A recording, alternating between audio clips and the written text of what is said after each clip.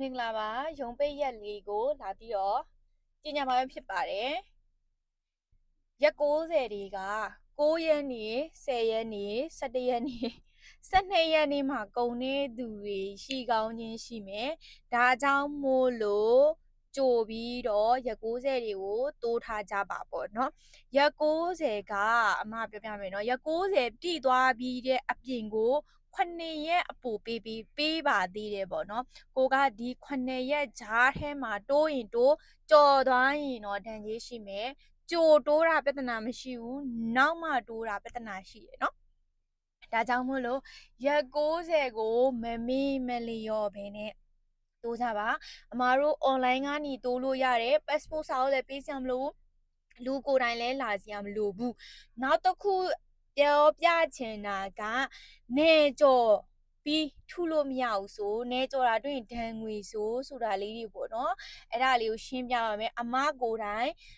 အမပေါ့နော်အမဖြစ်ခဲ့တဲ့အဖြစ်ပြက်လေးတစ်ခုပြောပြမယ်ဒီရက်60ကအမမဲဆောက်ဆင်းတယ်မဲဆောက်ဆင်းသွားတဲ့အချိန်မှာရက်60ကတက်တန်းကအဲ့ဒီနေ့မှာပြည့်မယ်ပေါ့နော်ပြည့်တဲ့အချိန်ကနေပြီးတော့အဲ့နဲ့အမကဖြစ်ချင်တော့အမတို့မဲဆောက်ကနေပြီးတော့ချင်းမိုင်ဘက်ကိုထပ်တက်တယ်ပေါ့နော်ချင်းမိုင်မှာရှိတဲ့လာဝကရုံးမှာအမတို့ကိုယ်တိုင်ကသွားပြီးတော့ရက်60တုံးထုတာဖြစ်ပါတယ်အမကိုယ်တိုင်ပေါ့နော်ကိုယ်တိုင်ဖြစ်တဲ့ပြဿနာဆိုတော့ဒါ share ပေးတာအဲ့တော့ဘလို့ဖြစ်လဲဆိုတော့ရက်60ကဘယ်နဲ့မဆိုထုလို့ရတယ်တချို့ရဲတွေကလှုပ်ရှားချင်လို့ဒါရှင်တို့တွေကိုအကြက်ကင်တာပဲဖြစ်ပါတယ်เนาะကဲတဲ့ကိုပြောတတ်လို့ရှိရင်ကျမနေကြော်သွားလို့ကျမခရီးလွန်နေလို့အဲ့ဒီမှာထုလိုက်ရတာပါဆိုတာပြဿနာမရှိဘူးကိုပါဇက်ပေါ်မှာပဲမူတည်တယ်เนาะကိုကကြောက်နေမယ်ဆိုရင်ကြောက်လေအဲ့ဒီဟာတွေကလေဒီလားကြောက်ဖို့မလိုဘူးတတိရှိနဲ့ပြောတတ်ရင်ကိုအတွက်ဘာမှမဖြစ်ဘူးเนาะအမားတို့ဆိုလို့ရှိရင်လေ passport ခုဆိုဗီဇာတွေလည်းကုန်နေရယ်เนาะ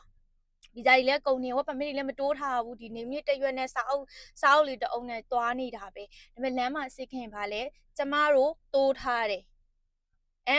အဲ့ဒါတိုးထားမှမယုံသေးဘူးဆိုရင်ကိုကနဲ့ကိုကြဟန်ခိုင်ရုံဖုန်းဆက်ကြည့်အဲ့လိုကိုကလန်ပြန်ပြောတတ်မှလည်းအဆင်ပြေတာကြောက်လို့မရှိကိုမှန်ကန်နေရတာနဲ့ဘာမှကြောက်စရာမရှိဘူးလေကို